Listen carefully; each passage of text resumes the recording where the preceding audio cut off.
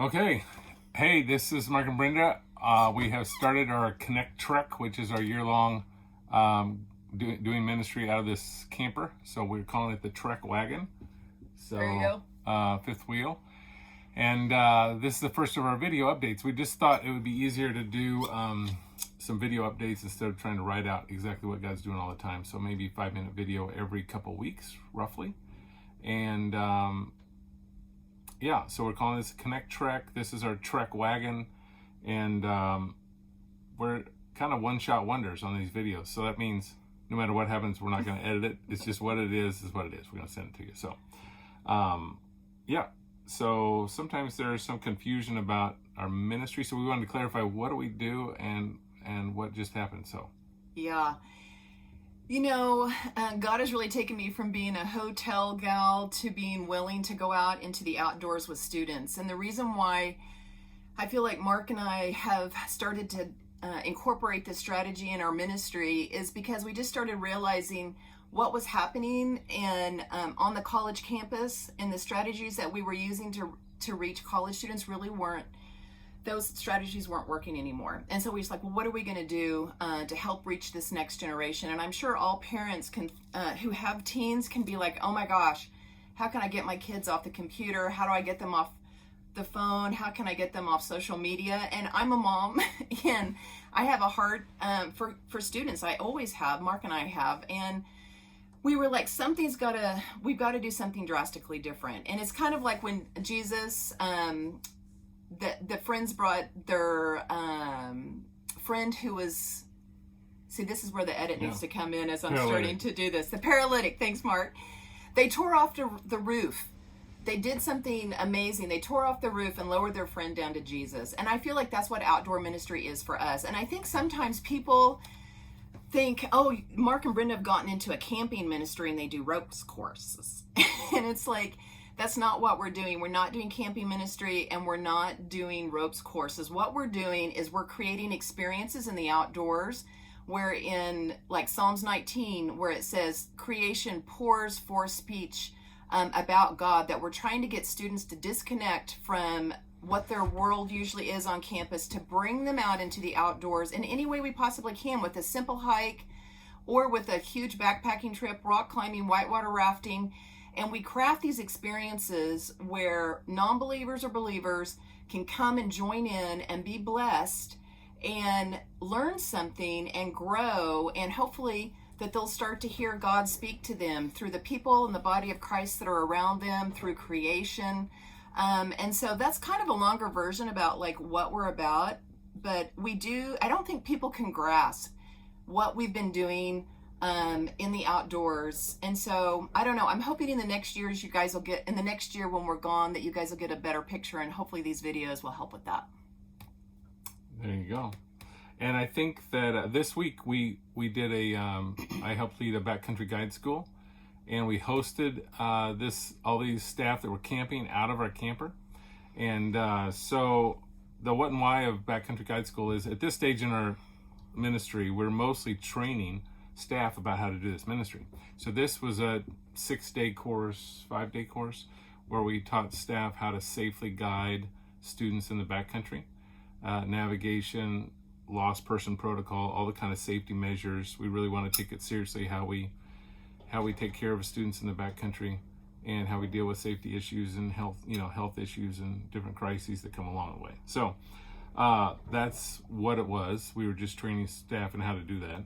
And it's because we take that part seriously. And it was fun to see the diversity of people that came through it. So we had a 60-some-year-old Cruise City ministry guy that came through it, that's going to use it with refugees in South Carolina and overseas where he works in Eastern Europe. And then we have another guy that's about to transfer, that's in his 50s, that's going to transfer to Taiwan and do this ministry in Taiwan with Crew.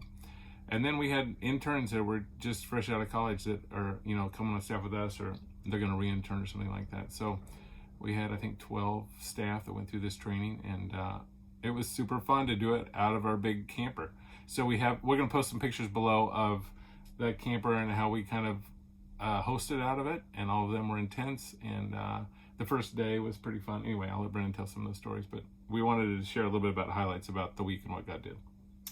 Yeah, one of my highlights was for Backcountry Guide School is because of COVID, that particular training had gotten rescheduled 3 different times, and I just think it's wearing on people. I know that you guys have experienced, uncertainty and changes because of COVID, but to plan for something and then have it constantly either canceled or rescheduled is exhausting. And so, but one of the blessings or the good that God brought out of that is Mark was an instructor for Backcountry Guide School, and I was going to stay home originally, but after it got rescheduled 3 different times, it came to a place where we were like, oh my gosh, we can practice in the rig, which we need to do because we've had some challenges if you guys have been following us a little bit, and that I could come. And so I just love the whole idea that God has equipped the body of Christ with all different varying gifts, and he uses them. And so for me to be able to come in with the rig and it's fully decked out in the kitchen,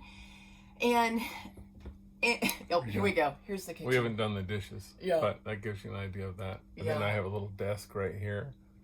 Yeah. Our our recliners. chairs that we brought from the house. Yeah. That's our living room with that slides out. Pretty huge. So, sorry. No, I thought that was great. And so I think, let's get that back for both of us. I think it's just out of Ephesians that God uses all of our gifts to build up the body. And when we trust him to use it, he's glorified. And so it's like I came in with all my years of cooking with my crock pot, my cast iron skillet, and our new Traeger smoker. And we smoked 2 pork butts the morning that everybody got there. So all day they had all the smoke going. They knew that something great was going to happen for dinner. And anyway, it was just such a great time just to come together and bless the staff. And then even too, it's like everybody was in tents on this land that somebody hosted us on up in Colorado, which was just beautiful, and they were so generous.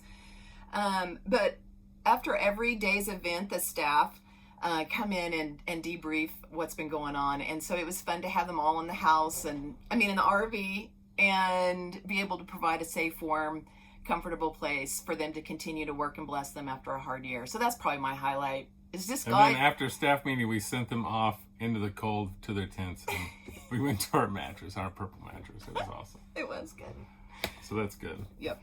I think a highlight for me is just seeing new staff try new things. I think a lot of the staff had never really guided in the backcountry. They were learning things about how to start fires and how to tie knots and how to think about what do you do if you lose somebody, and how to radio for help and all this stuff. And several of them commented about how it was a great environment to learn and grow without fear of failure, and they just kind of embraced struggling along the way. And our trainings, whatever our training is, we're trying to create a grace and truth environment where it's like, this is the place to try and fail again and again and learn. And we did devotions every morning and talked about different things. So just having that kind of culture in our learning is super fun to see and have them embrace it. So incredible, stellar class of 12 graduates this week. So. Oh, and I have to jump into that. One of the staff guys was reading a book called Deep Survival: Who Lives, Who Dies, and Why. So I've picked that up and I've started reading that. And it's amazing how it's not just survival in the outdoors, but in life, and how some of these principles apply to life too. So anyway. So just a tip, don't have your wife read this to you when you're in Western Kansas and there's a tornado warning and you have a big rig behind you. Just FYI. So I think we're over time, but we're going to say our schedule coming up. So this is the official start of our Connect trek. And we're going to El Dorado where my folks live and family, and we're going to park the rig there for 6 weeks. And because in a week we're flying, not driving the rig. We're flying to Alaska for our summer mission. We've got 10 students that are going to be with us in Alaska, and we're excited about that with outdoor ministry and Native American high school ministry. So you can pray for that. And mid-July we come back and we pack up our clothes. We kind of empty out our closets, and our renters come into our house. And then mid-July we're out for a year. So anyway, that's kind of what's coming up. And also this video is going to be posted on our Connect Trek private group, but also on Facebook. And if you're on Facebook and not on the private group, you can find below a link to how to join our private Connect Trek group. and we'll post from then on. We'll just post these videos on the private group. So we're at 10 minutes. That's the magic thing. Woo! I can't wait for next week to tell you the whole God story about how we rented our house out. That was amazing. All right. We'll see you next time. Thanks for watching.